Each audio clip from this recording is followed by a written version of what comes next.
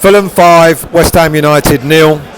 Well, what a contrast. Couldn't be any different to what happened on Thursday night when we walked out of White Hart Lane, or whatever they call it now, absolutely cock-a-hoop in the fact that we came back in the second half to beat Tottenham 2-1 when we were 1-0 down, and we're wondering how on earth we actually got away with it just being 1-0 at half-time. Well, Fulham certainly showed us what it's like to be more than 1-0 down at half-time, because they didn't even try. We made a few changes. David Moyes decided to try and rest a few players, so he brought Aaron Creswell and Pablo Fornals in, and he rested Emerson, and I can't think who else he rested, but anyway. But it looked like we were a bunch of strangers on the pitch. It looked weird. It was really disorganised, really disorientated performance, and Fulham didn't even try hard to actually be 3-0 up by half-time, and yet they were, and we don't seem to have learned any lessons from the game that they played the other day when they smashed the last team they played 5-0.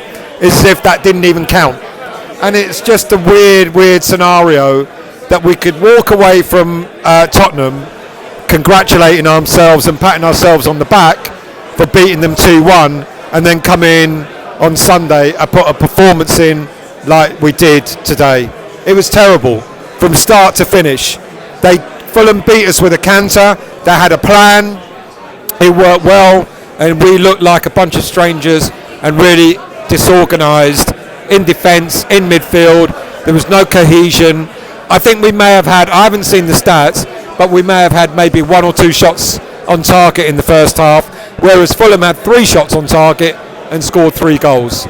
Now, David Moyes apparently has made the excuse after in the post-match press conference that the team were tired.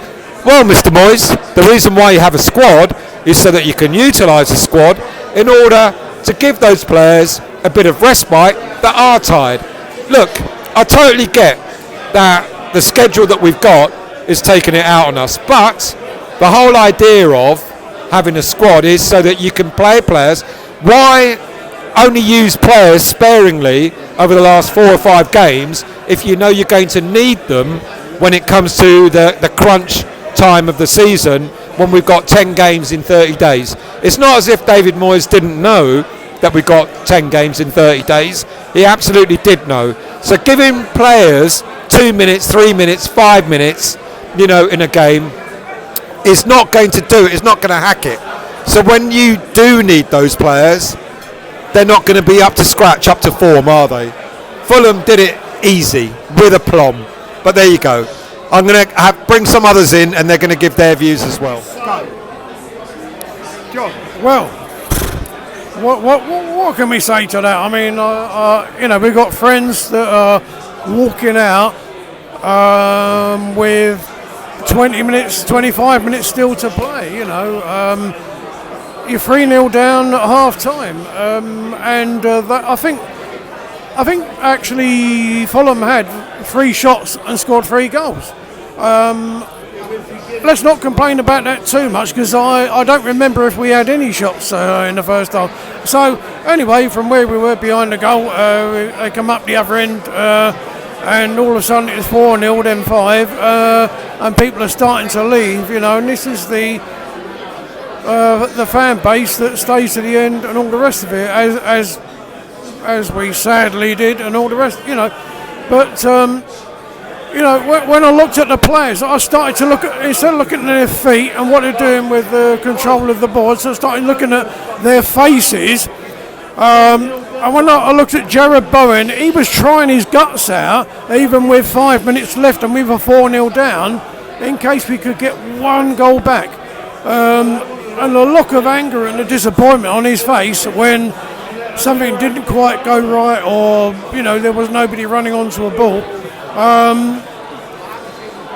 I suppose the only good thing you can say was he didn't bring Danny Ings on, but he brought on other players, and we brought on Benny and Fornals, who are probably being put in a shop window because they're they're not going to be with us long term. I don't think so, anyway. But From the highs of Thursday night to the lows today, 5-0. You know, it's quite embarrassing. It's the West Ham way, isn't it? You know, am I surprised? A little bit. 5-0, yeah, I think I am.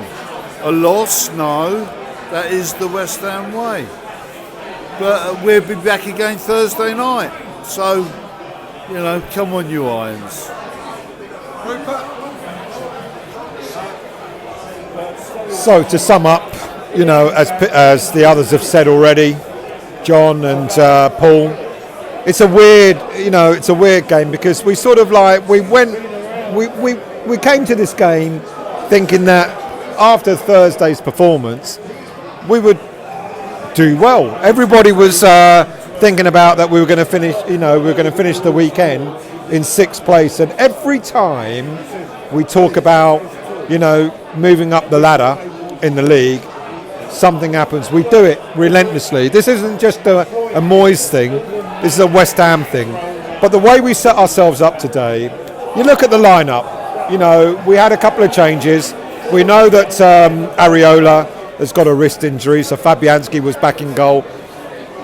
People, let's be really honest, those who were praising Fabianski on Thursday and talking about how he managed to coordinate the defence a lot better than Areola seems to do, well, you got egg on your face, haven't you? Because clearly our defence, a defensive-minded manager and our defence cannot keep a clean sheet. So it had nothing to do with Fabianski winning the game on Thursday. It was more about our front line going on the press, and we deserved what we got on Thursday because we were pressing Spurs in the second half.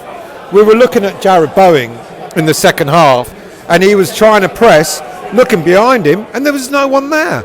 There was no other West Ham player anywhere near him in order to press, in order to try and sort of close down Fulham the way we were doing it on Thursday night.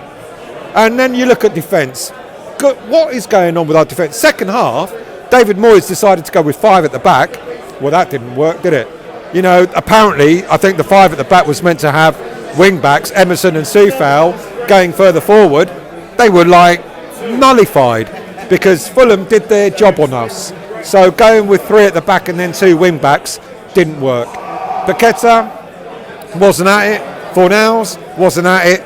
Creswell is finished. The only player that looked like he was putting a lot of any effort in was Jared Bowen. You know, and I don't mean that in a disrespectful way to any of the other West Ham players, but it just seemed a little odd that we go out there after the win that we got. We should have been buoyed by the way we won against Spurs on Thursday, and you would have thought that we'd have gone through this game. You know, as John said, there's no way that Fulham are going to beat another team 5-0 again this season. They've got 2 in a row, and it's quite embarrassing, really. But anyway, it is what it is. We're still 9th place in the Premier League. We missed our opportunity to go up to 6th place. We go again on Thursday in the Europa League because Freiburg is going to be an interesting game. We've got to be on it. We cannot afford to go out there and try and defend a draw, because if we do, we'll get beat.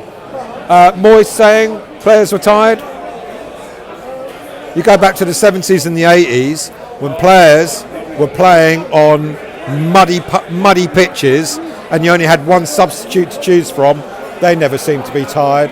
And in fact, players say they'd rather play than train. So the tiredness thing, that's why you got a squad, David Moyes, in order to make sure that when players are tired, you're able to change it up.